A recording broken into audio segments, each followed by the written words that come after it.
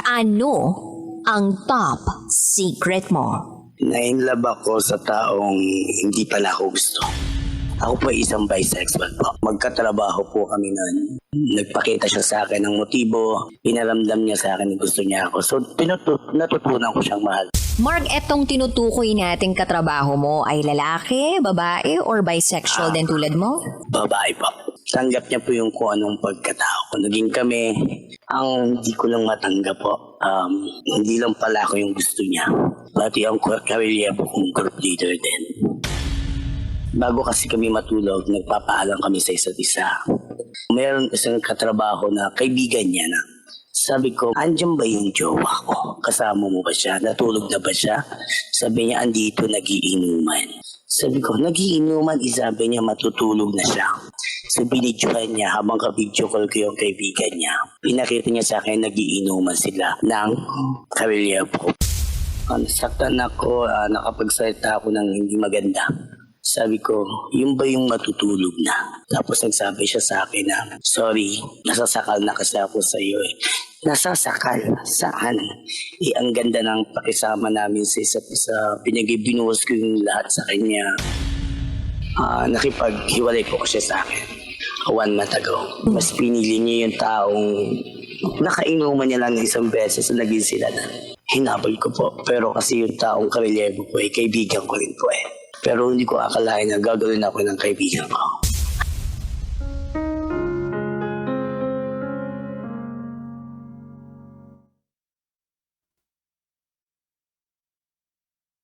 Nagsabi na rin ba siya ngayong gabing ito na matutulog na siya? Sigurado ka bang matutulog na siya? Masyado pang maaga yung 9:00 sa pagtulog niya eh. Normally, 10:00 yan natutulog. Ala, baka mamaya, palabas pa lang ng bahay yan. O hindi naman kaya. Kasama na nung isa nakikipag-inuman. Overthink, malala! Ginawa mo na rin ba yun, kabisyo? Yung nagsabi ka ng good night, sweet dreams sa isang tao, pero yung totoo, hindi ka pa naman talaga matutulog. I think, ginagawa naman talaga yun ng mga tapat na tao. Susubukan niyang matulog, pero hindi pa rin siya makatulog, so cellphone pa rin siya ng cellphone. Pero may iba, hindi tapat. Sasabihin nila dun sa jowa nila, matutulog na ako. Pero, nasa labas. Magbabar, makikipag-inuman. At ang matindi pa dito, magkikita pa sila sa labas. Dun pa magkakahulihan. Good night, sweet dreams. Nag-reply naman yung isa, o sige, tulog ka na, baby ko. Tapos pag tingin dun sa mismong bar na pinuntahan, pamilyar na mukha ang nakita. Kala ko ba matutulog ka na? Kaya pag ganyan, wag na kayong magsasabi ng good night kung hindi naman pa talaga kayo matutulog. Oo. Wag na kayo mag-good night ng ganyan. Hindi na lang kayo mag-reply.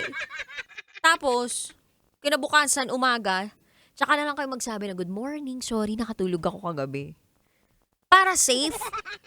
Kung sakali mo makita ka na nasa ibang lugar, at least safe. Ay, sorry, hindi ako nakapag-update agad, nawalan kasi ng signal. Binigyan pa ng idea, oh.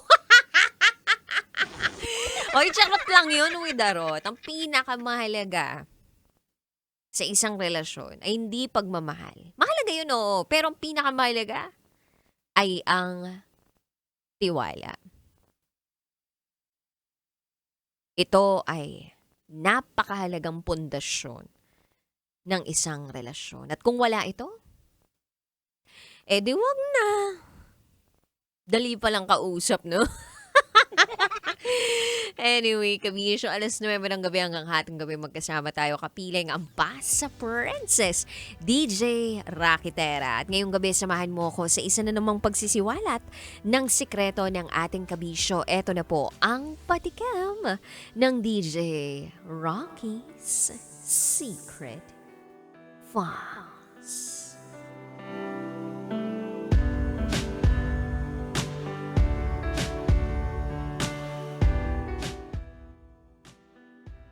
Alam niya ang mapait na nakaraan ko. Pero hindi pa rin kami nagkatuluyan.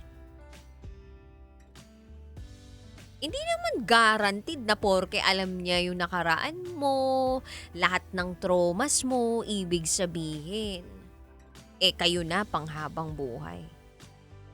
Yung iba, aalamin lang talaga yung trauma mo, tapos dadagdagan pa. Sabi niya, ay kulang pa pala yung trauma mo sa nakaraan mo, dagdagan pa natin ngayon. Charot na with harot. Hindi porke alam niya ang nakaraan mo, garantisadong aalagaan ka niya, mamahalin ka niya. Yung iba, dadagdagan pa talaga kung anong sakit na naramdaman mo sa iyong nakaraan. At hindi mo ito aakalain na mangyayari sa iyong buhay. Abangan mo yan sa aking pagbabalik kasama ang Basa Princess, DJ Rakitera. At ikay nakatutok sa 90.7 Love Radio. Kailangan pa bang i-memorize yan ng basic. Up next is Spotify Philippines Top 1 Podcast. DJ Rocky's Secret Files.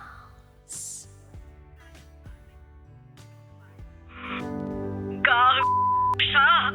May secret affair kami ng office mate ko. Hindi ko matigilan kasi sobrang galing niya sa... Rocky's Secret Files. Secret Files. It's the kind of bleep you never knew existed. Kunwari inosente, pero boy naman pala. Rocky's Secret Files. Secret Files.